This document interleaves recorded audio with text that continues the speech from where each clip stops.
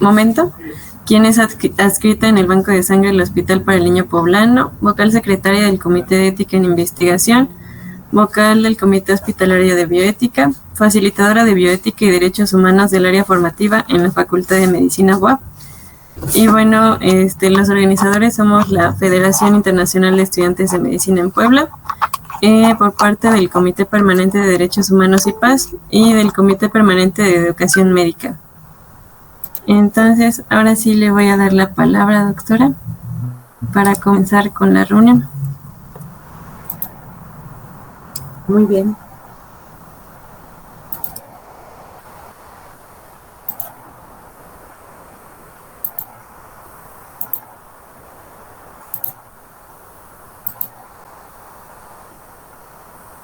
Déjame ver porque debo de tener abierto esto. Muchas gracias.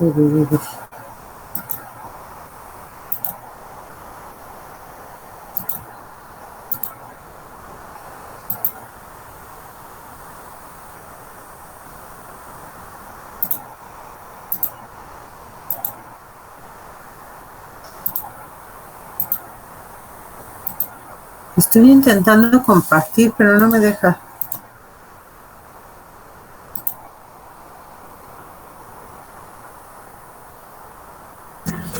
Es para darle en una en toda la pantalla. Le doy en una ventana, ¿no?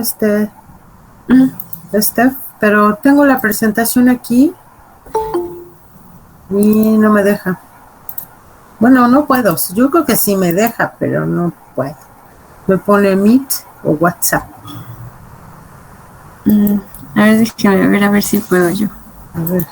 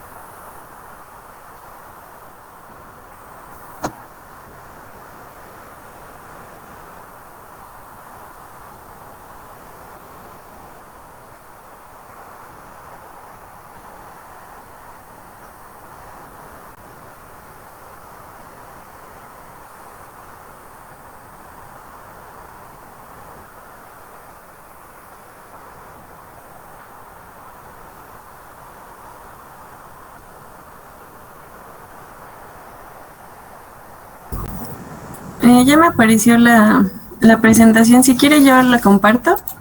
Ok. Muchas gracias. Sí. Te agradezco muchísimo porque... Sí.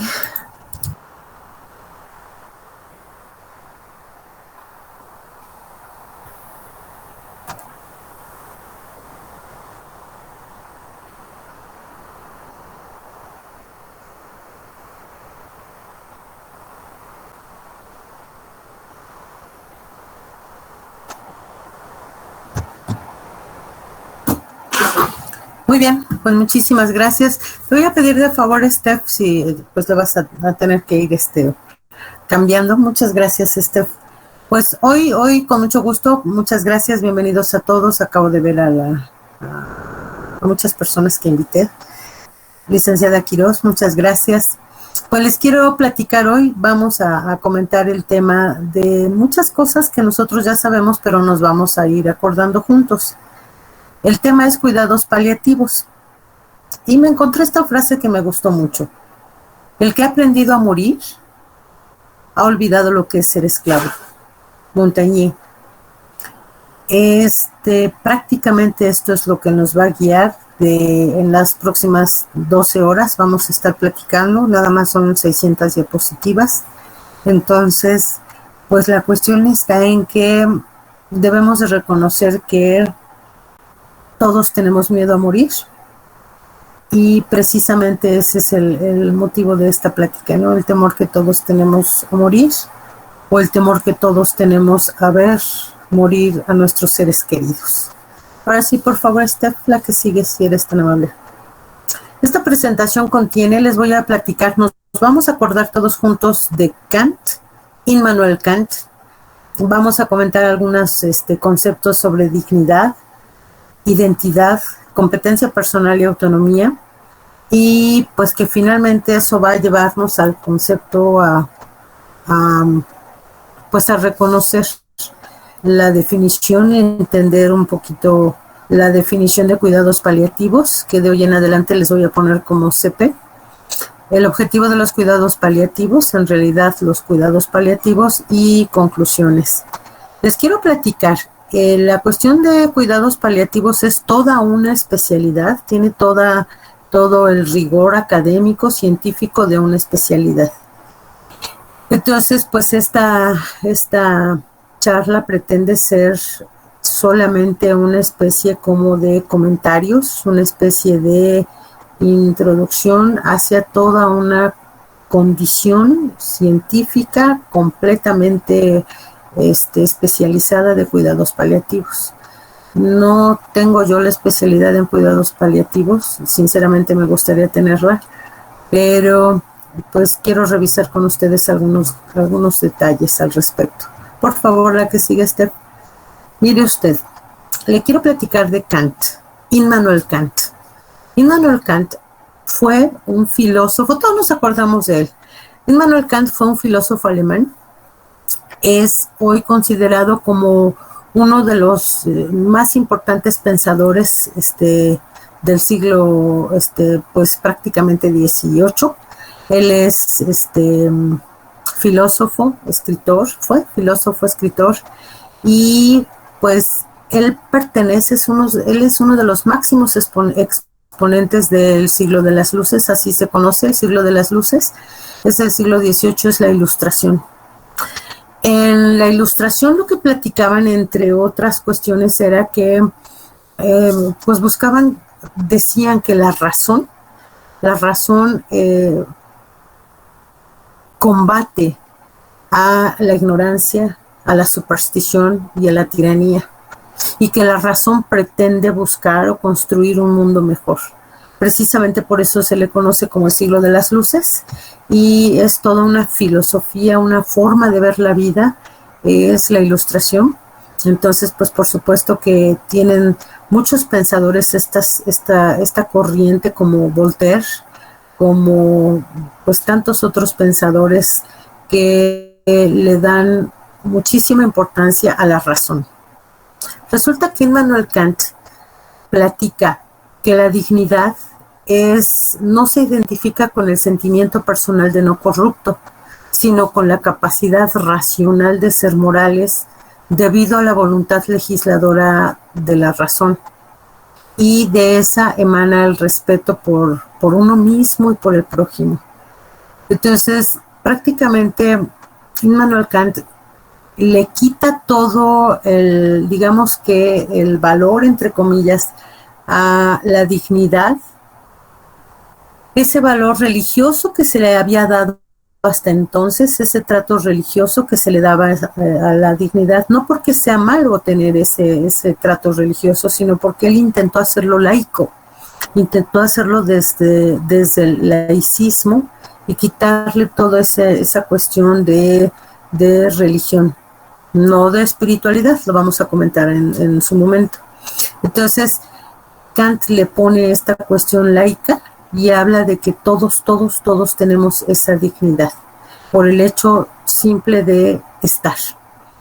Entonces, el hecho de estar hace que seamos, y por el hecho de ser tenemos dignidad. Entonces, él conjuga ser y estar y se le da este concepto de dignidad. Ahora sí, la que sigue, por favor, Steph.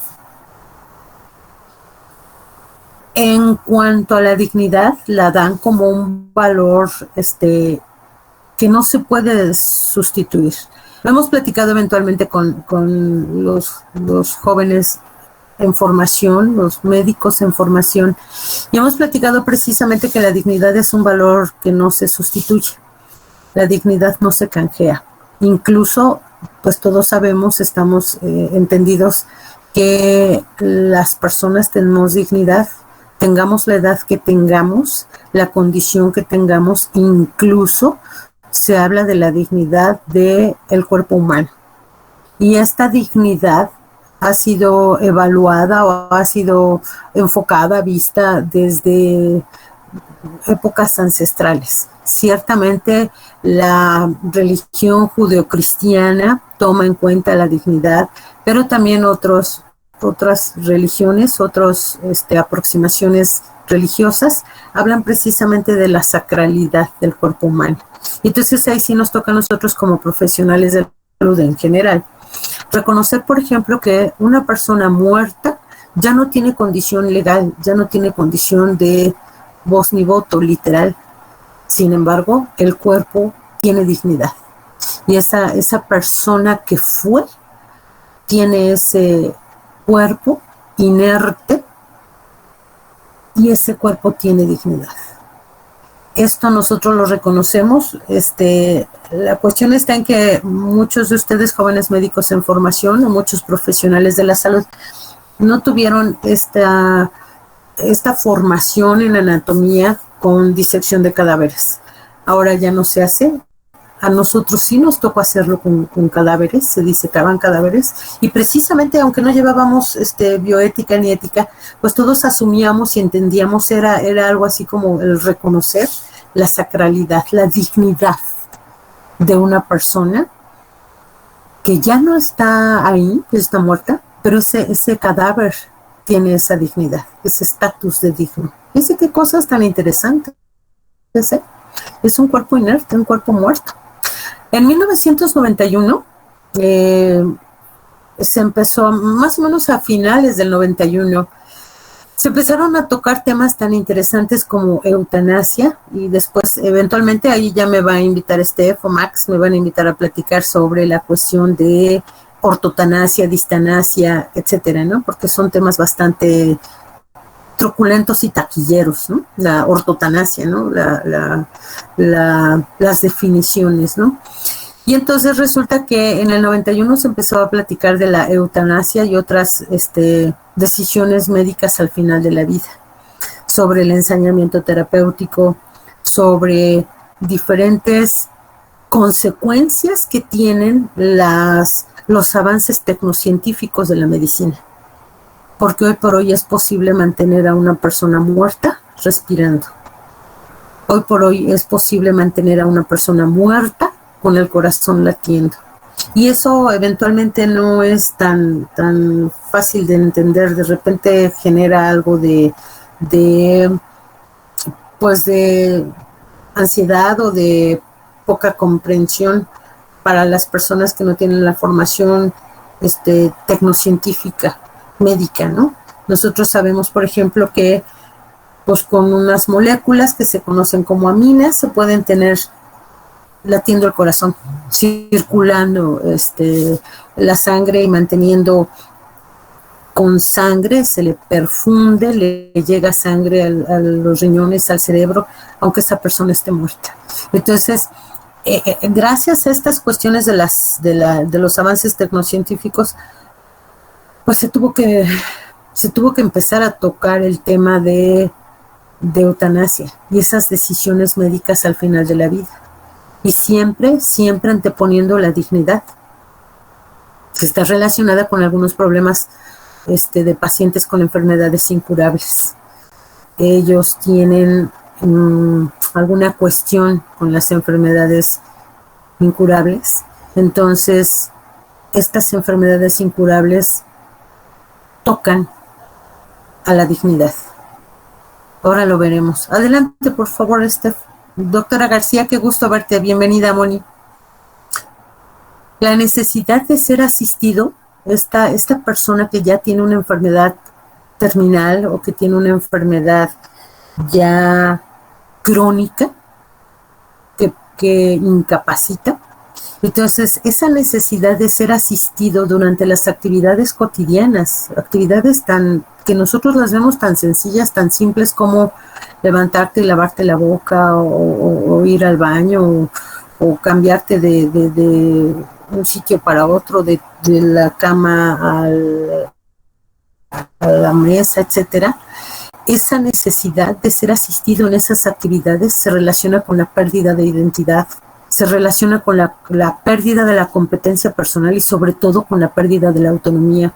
¿Se acuerdan que habíamos platicado que en el concepto principialista, que es de los principios de Childress y Duchamp, que habla de autonomía, de beneficencia, no maleficencia, justicia, y que a últimas fechas los latinoamericanos y los africanos están pidiendo que se agregue a esos 4 conceptos: autonomía, justicia, beneficencia, no maleficencia, que se tome en cuenta vulnerabilidad. Porque lo comentábamos precisamente ayer con los chicos en clase, con los médicos en formación, platicábamos que no es lo mismo ser vulnerable en Estocolmo que ser vulnerable en Ciudad Juárez, ¿no? Entonces, precisamente una persona que depende, una persona que necesita esa ayuda cotidiana, está perdiendo su libertad, está perdiendo su identidad, está perdiendo la capacidad de tomar decisiones tan simples como taparse o destaparse, ¿no? Y entonces pierde la autonomía, pierde la dignidad, altera el sentido de la dignidad. Yo sé que para la gran mayoría de nosotros no es como visible o no es palpable, pero créanme que cuando alguna persona lo está viviendo, en verdad es extraordinariamente doloroso y desgastante ver cómo una persona necesita ser asistida incluso hasta para comer, para alimentarse en general, para su aseo personal, etcétera. Entonces, eso pues altera su sentido de la dignidad. Eso cambia muchos conceptos que nosotros tenemos de autonomía, ¿no? Que no pueden tomar decisiones. Llega un momento en que no las pueden tomar. Eso precisamente es lo que les quiero platicar hoy, que es muy doloroso, sobre todo cuando platicamos de un familiar o de un ser querido.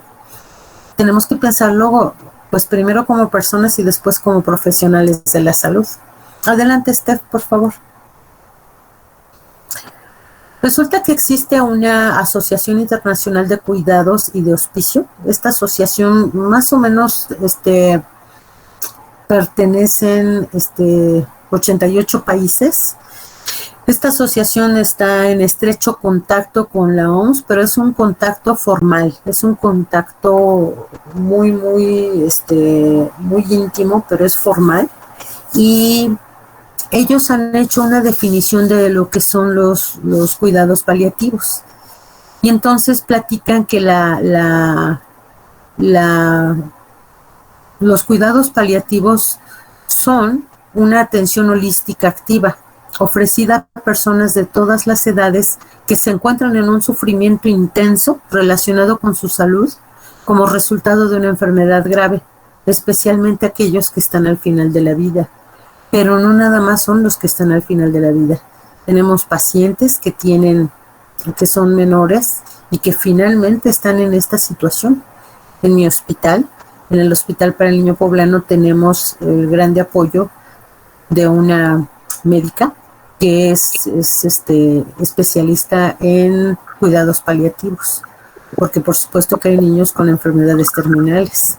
Entonces, bueno, finalmente esta es la idea, este es el concepto, y esta definición es de la Asociación Internacional, les decía, de cuidados del hospicio, cuidados y de hospicio, pero también la Organización Mundial para la Salud desde el 2008 ha hecho, desde antes, ¿no? La última que hizo la OMS fue en el 2008, pero la definición más reciente es esta que estamos leyendo ahorita en pantalla, y esta se publicó en el 2018, y pues les decía, más o menos tiene 400 miembros y tiene 88 países participando.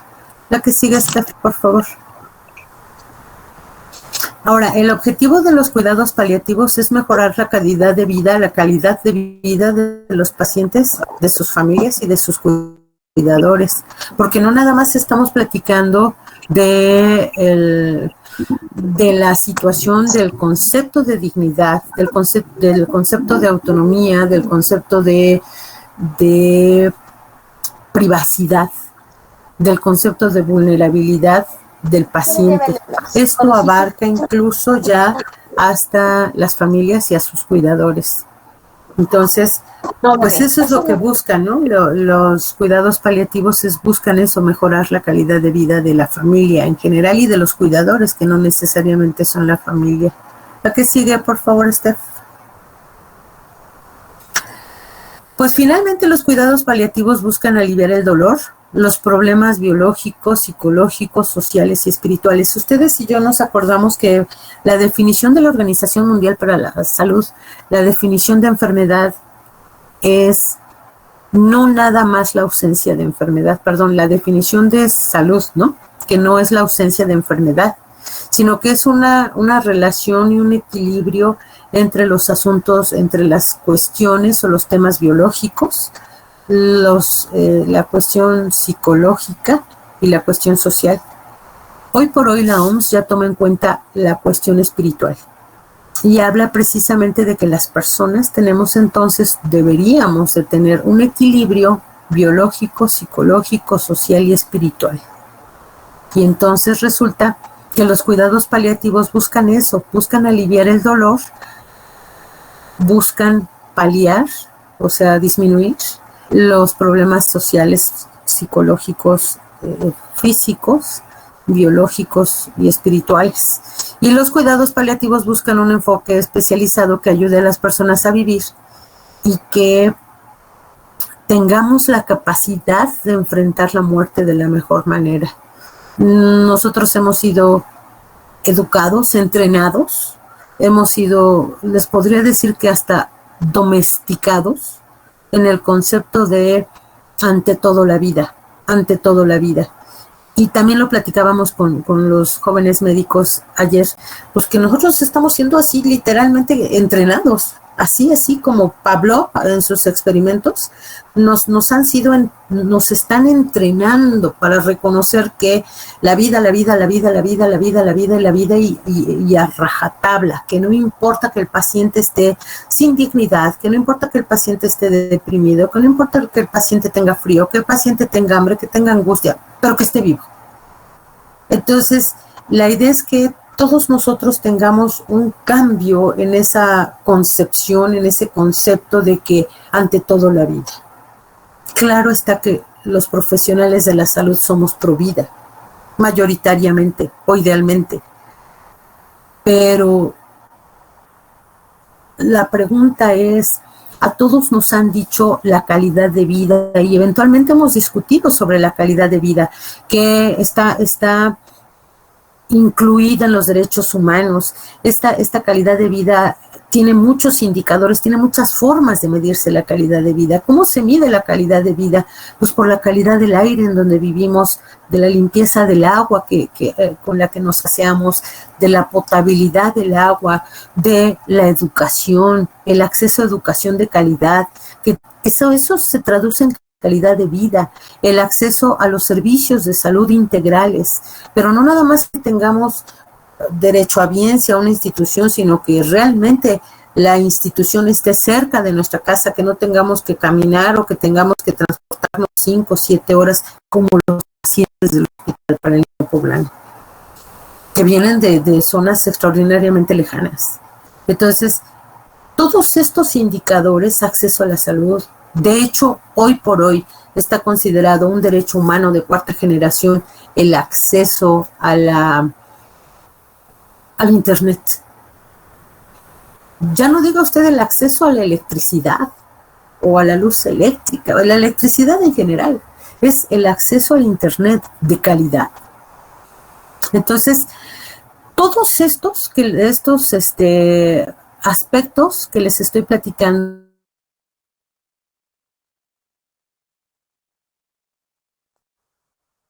cómo están las vías de comunicación, cómo están las carreteras, cómo está la autopista México-Puebla por la que pagas una lana, todo eso son indicadores de calidad de vida. Pero pocas veces hablamos de la calidad de muerte, pocas veces. Y les quiero platicar que parece medio tétrica y que pues como ya viene por ahí noviembre, el 1 de noviembre, pues vamos hablando de muertitos. Pero fíjense que le platico que en la Ley General de Salud, en el artículo 166 se toma precisamente el concepto de voluntad anticipada. Usted y yo podemos decidir. Y eso ya está en la ley mexicana. De ahí la importancia de legislar en bioética. Pero entonces, precisamente, la idea es que, pues ciertamente nosotros por cuestión cultural, que es una preciosidad, estamos inmersos en una cultura, estamos inmersos en una sociedad en la que vemos a la muerte como algo cotidiano, sí, pero la muerte cuando la vemos en figuras de papel maché ahí grandísimas en el Zócalo de la Ciudad de México, o cuando hablamos de la Catrina, o cuando ponemos una ofrenda con todo el corazón. Pero cuando hablamos de la muerte propia, o cuando hablamos de ver morir a un familiar, pero no una muerte súbita, sino cuando va muriendo poco a poco, eso cambia totalmente nuestro concepto. Eso entonces ya como que ya no nos gusta, ya no nos ajusta, y la película Coco como que ya no queda, ¿no? Entonces, la idea es esa, que tengamos como profesionales de la salud en particular, pero como personas en general, que tengamos esa idea de la calidad de muerte. Entonces, los cuidados paliativos lo que hacen es, las personas que se dedican a cuidados paliativos o las personas que eventualmente están en contacto con pacientes con enfermedades terminales, o no necesariamente terminales, sino crónicas, degenerativas, que tengamos ese enfoque, esa capacidad de entender que esa persona está muriendo poco a poco, y que en ese camino va dejando la dignidad, y que en ese camino va dejando la autonomía, y que en ese camino va desesperando a los cuidadores, y que en ese camino va dejando dolor, tristeza, angustia, depresión. Entonces, precisamente se busca que se haga un enfoque especializado que ayude a las personas a vivir y a enfrentar la muerte, de la mejor manera. Esto que les estoy platicando son palabras fuertes, ¿eh? Son palabras pues como difíciles de entender a los que estamos viviendo una situación así, ¿no? No es tan fácil, doctores. Adelante, por favor, la que sigue, Steph. Los cuidados paliativos deben hacer frente a una amplia gama de necesidades, muchísimas. Sin embargo, o sea, ¿a qué necesidades nos referimos? A las necesidades de medicamentos, de atención de las necesidades primarias de los pacientes, de atención de los cuidados, pero no nada más es del cuidado de que se estén tomando su medicamento, sino de su aseo personal, de la cuestión de mantener la mente activa, de que la persona se sienta útil, de que la persona tenga esa aspiración a despertar mañana, de que tenga ganas de despertar mañana. Pero todas estas es una amplia gama de necesidades que tiene el paciente crónico degenerativo, que eventualmente estará enfrentando la muerte. De hecho, ni se espanten, todos nos vamos a morir, ¿no? Pero la situación es que yo le quise dar un enfoque a la espiritualidad. De hecho, hay muchísimos estudios, muchísima literatura que habla de la espiritualidad. No confundamos espiritualidad con religiosidad. Son cosas diferentes. Y no quiere decir que sea malo o que sea bueno, sino que en particular, en el tema que toca la OMS, en ese equilibrio biológico, psicológico, social y espiritual, habla de que nosotros como personas tenemos esa necesidad de reconocer algo superior, algo más allá de nuestra fuerza y de nuestro entendimiento, y que muchas veces necesitamos detenernos a eso, y que debemos de reconocer que nuestros pacientes necesitan esa esfera, ese contexto, esa parte, y que, insisto, como profesionales de la salud, nosotros hemos sido educados en la laicidad, bueno, mayoritariamente, ¿no? Si no nos vamos a una universidad jesuita, o si no nos vamos a una, que tampoco es tan mal, finalmente son otros puntos de vista, pero desde la laicidad debemos de reconocer la necesidad de la espiritualidad. Esa es la belleza de la ciencia, que la ciencia reconoce y acepta muchas cosas y las demuestra. Entonces, la espiritualidad se considera urgente para los pacientes con enfermedades potencialmente letales. debido a su situación de desesperanza ante la muerte y el miedo a lo desconocido. Todos le tenemos miedo a lo desconocido. Y pues todos respondemos de diferentes maneras ante lo desconocido, ¿no? Cada quien tiene su forma de responder. Entonces necesitamos reconocer que eventualmente, si nosotros como profesionales de la salud no tenemos esa espiritualidad o no vemos esa necesidad, créame, los pacientes eventualmente tienen esa necesidad. Y que seamos lo suficientemente maduros, lo suficientemente profesionales para entender que nuestros pacientes necesitan eventualmente platicar con su confesor, que eventualmente necesitan ver a su pastor, a su guía espiritual, a su Sherpa, no los, a su guía espiritual. Probablemente necesitarán el apoyo de alguna persona que es representante o exponente de su filosofía de vida, de su religión, y lo debemos entender. Ustedes que están en formación lo deben de entender y deben de reconocer eso. Deben de entender que si a usted no le gusta o no está de acuerdo con esa religión o esa forma de ver la vida, eso no tiene por qué interferir con el trato que usted le tiene que dar a su paciente. Y como siempre les digo, mírense entre ustedes, porque aquí hay directores de hospitales, aquí hay secretarios de salud, aquí hay gobernadores, aquí hay, o sea, eventualmente ustedes van a irse y van a ejercer su profesión, y la tienen que ejercer de una manera amplia, universal. Y esa es la idea, que reconozcamos todo esto y que viene desde la laicidad y que está contemplado desde la OMS, ¿no? Desde mucho antes lo platicábamos, ¿no? Desde la Ilustración, fíjese. Adelante, Steph, por favor. En algunos casos, la muerte es inevitable. Dices, bueno, todas las personas nos vamos a morir, eso es un hecho, no se espanten, pero usted y yo nos vamos a morir. Pero en algunos casos, en particular, la muerte es inevitable y se está retrasando con altísimos costos psicológicos, sociales y financieros para todas las partes involucradas en este proceso. El alto costo para los pacientes, el alto costo psicológico, el hecho de que un paciente se da cuenta que está perdiendo su dignidad, que está perdiendo su autonomía, eso no es nada fácil de aceptar. Por eso vemos a pacientes enojados, vemos a pacientes en la negación, vemos a pacientes combativos, conflictivos, porque están en la propia negación.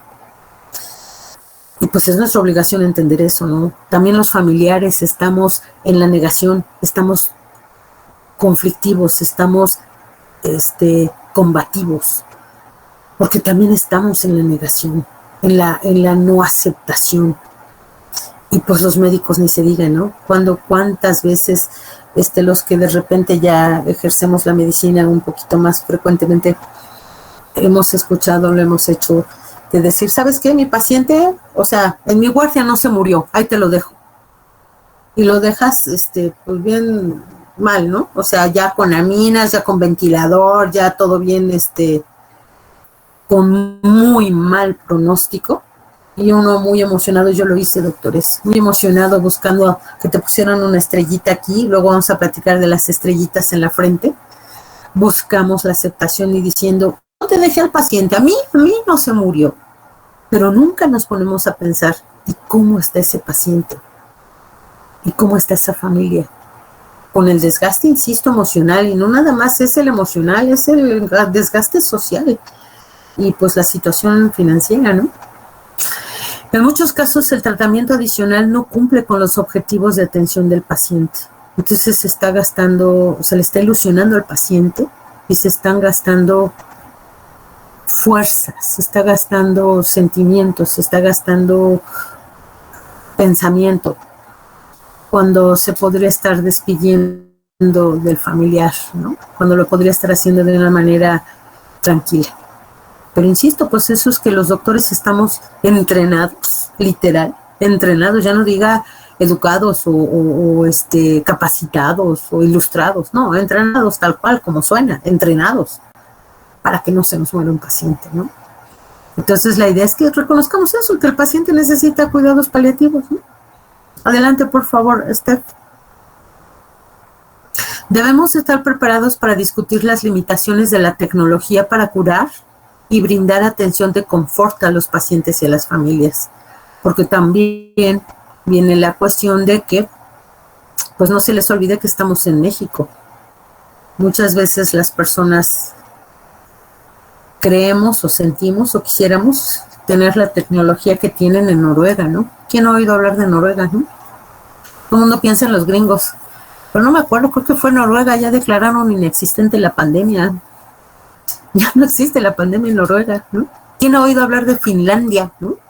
Vamos para Finlandia todos, ¿no?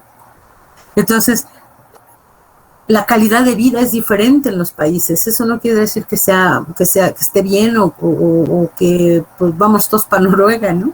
Para Noruega, sino precisamente es reconocer.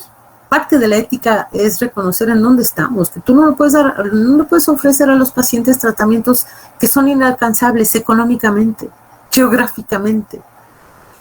Entonces, pues para eso le tenemos que reconocer que aunque estuviéramos en Finlandia, existen todavía limitaciones en la tecnología para curar y para brindar atención y confort a los pacientes. Muchos casos requerirán cuidados paliativos de un equipo de apoyo, no necesariamente del intensivista, no necesariamente de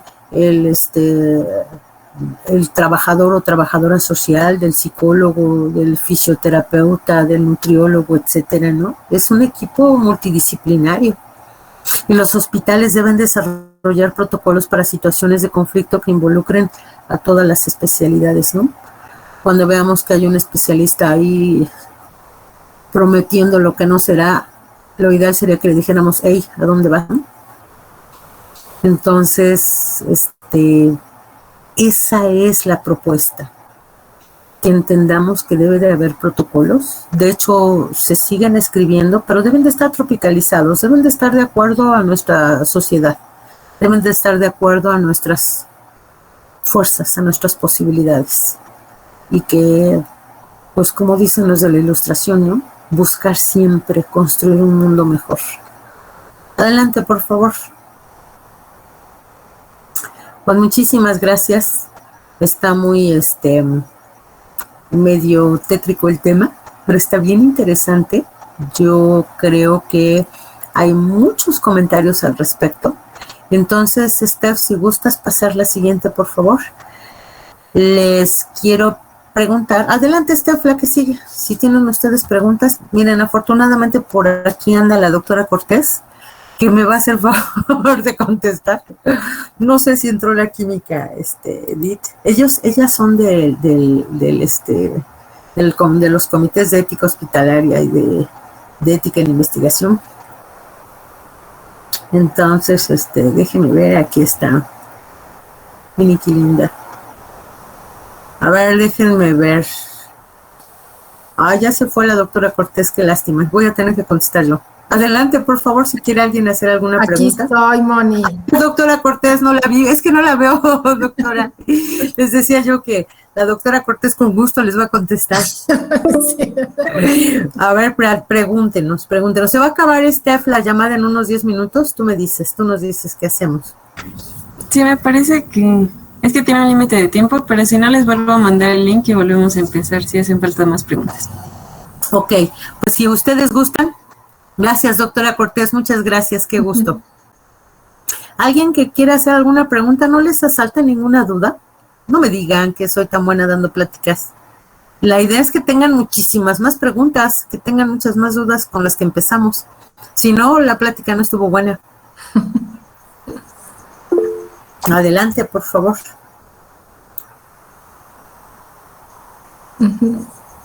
Aquí está preguntando la doctora Gasca Monjaraz. Gracias, mi queridísima Lina. Dice, muy interesante la charla. En el medio privado cobran bastante por esos acompañamientos. Es triste en esos momentos difíciles. Tiene toda la razón, tienes razón, Lina. La verdad es que eso sale bien carísimo, ¿no? Esa es una de las mieles de la medicina pública que pues sí existen. Bueno, no en todos lados, ¿eh? Por lo pronto en nuestro hospital, doctora Cortés, claro que existen, ¿no? Y los tenemos. Y los cuidados paliativos en niños. Doctora Cortés, ¿usted o yo? Usted me dice. Bueno, los cuidados paliativos en niños, recuerden que partimos del concepto que los cuidados terapéuticos vamos buscando la calidad de vida y en los cuidados paliativos buscamos la calidad de muerte. Entonces, es ese acompañamiento que se les da a las personas para que estén lo más confortable, pues en los últimos momentos de su vida, acompañados de sus seres queridos, de sus objetos preferidos en el caso de los niños, de darles la oportunidad de que ellos decidan a quién quieren dejarles sus juguetes o sus mascotas o qué quieren decirle a las personas más allegadas a ellos, ¿no? Eso les da una tranquilidad a ellos y también a la familia de saber que se están despidiendo de las cosas que son más entrañables para ellos. Gracias, doctora, excelente. Aquí nos están preguntando también, fíjese qué cosa tan interesante, de la cuestión de que en caso de la nutrición hospitalaria, ¿cómo podríamos como profesionales apoyar en este sentido? Entonces, pues ciertamente estamos pensando, por ejemplo, en pacientes con enfermedad renal crónica terminal. Entonces, los pacientes con enfermedad renal crónica, en el caso particular, así como ejemplificando para la cuestión de nutrición, pues son pacientes que tienen restricción de líquidos, son pacientes que tienen restricción de proteínas, son pacientes que tienen restricciones de sal. Entonces, ¿hasta qué punto se puede evaluar con el médico tratante, con el nefrólogo o nefróloga, con el intensivista? ¿Hasta qué punto se puede, pues no, ¿cómo les diría? No canjear, pero sí equilibrar para que el paciente tenga el confort? Si eventualmente va a morir, entonces ya no nos podemos poner ahí muy estrictos con la cuenta de líquidos o no nos podemos poner muy estrictos con la cuenta de proteínas diarias, ¿no? Entonces, es precisamente a eso se refiere el equipo multidisciplinario. O en el caso, por ejemplo, de pacientes diabéticos en fase terminal, ya con antecedentes de comas cetoacidóticos, etcétera, pues tampoco les podemos decir, si están pidiendo una dona de chocolate cubierta de chocolate que te rellena de chocolate, pues eso no le va a quitar minutos ni le va a aumentar días, ¿no? Entonces es precisamente eso, reconocer, buscar el confort de los pacientes. Nos preguntan que qué se puede hacer o cómo proceder con pacientes que necesitan cuidado.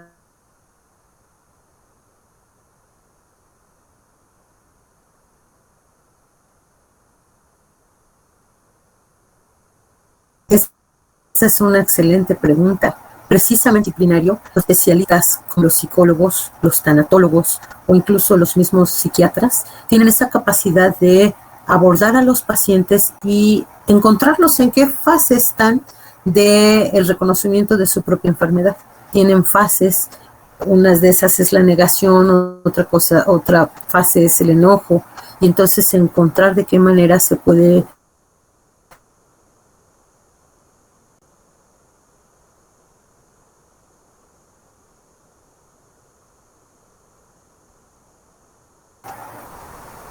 en relación a esto y de la salud del uso de cuidados paliativos, es cuando el médico tratante llega a un límite en la acción terapéutica.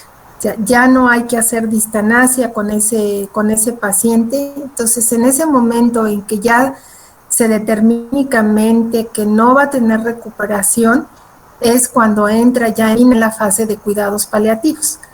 Es empezar a dar ese acompañamiento a la familia y al propio paciente para que tenga el mejor confort en los últimos momentos de su vida, que no sabemos cuánto tiempo es, pueden ser días, pueden ser semanas, y se refiere a muchos aspectos, como les comentaba la doctora, en el aspecto de de la alimentación, en el aspecto del cuidado. Hay personas que tienen su cuerpo pues con algunas lesiones, con úlceras, y simplemente hay que estar cuidando todo eso para que no sufran, tratar de evitar el sufrimiento físico lo más posible. Es acomodarle incluso las sábanas que estén perfectamente tendida a la cama para que no le causen molestias, la ropa que utiliza, las curaciones que se le tengan que hacer si es necesario.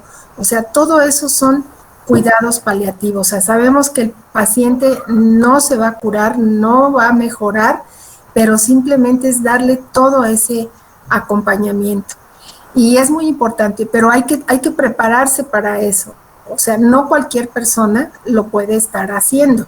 Tiene que tener una preparación, sobre todo psicológica, porque sí afecta mucho el que tú estés tan íntimamente relacionado con un paciente que sabes que tarde o temprano pues ya no va a estar, ¿no? Entonces, eso es los cuidados paliativos.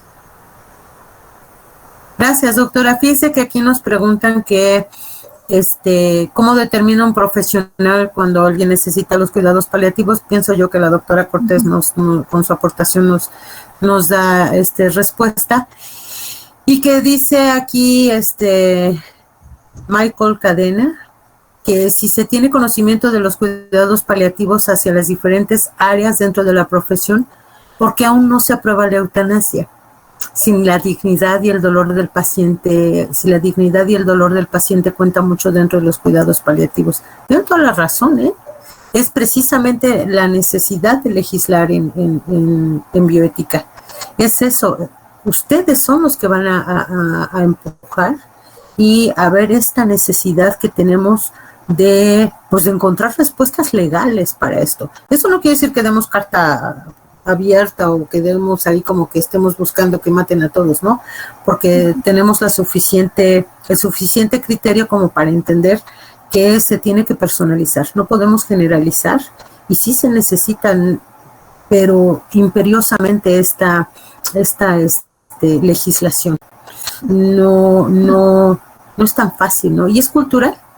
Aquí nos pregunta Aarón, mi queridísimo Aarón, ¿cómo se puede proceder cuando es la familia del paciente quienes por motivos culturales o religiosos rechazan los cuidados? También esa es la idea, ¿no? Que el equipo multidisciplinario aborde al núcleo familiar. Incluso nosotros como mexicanos, guadalupanos, que somos la mayoría, buscamos siempre el apoyo y digamos que el consejo, no nada más de las personas que legalmente son los responsables, ¿no? En el caso de los tutores, pero pues en los mayores de edad siempre es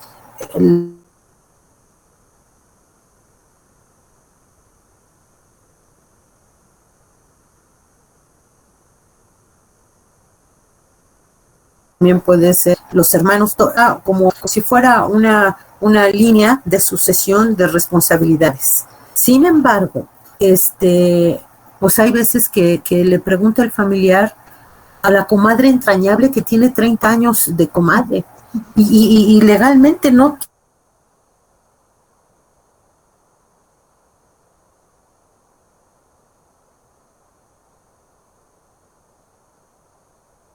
tiene ninguna, digamos, obligación. ¿Importa, familia?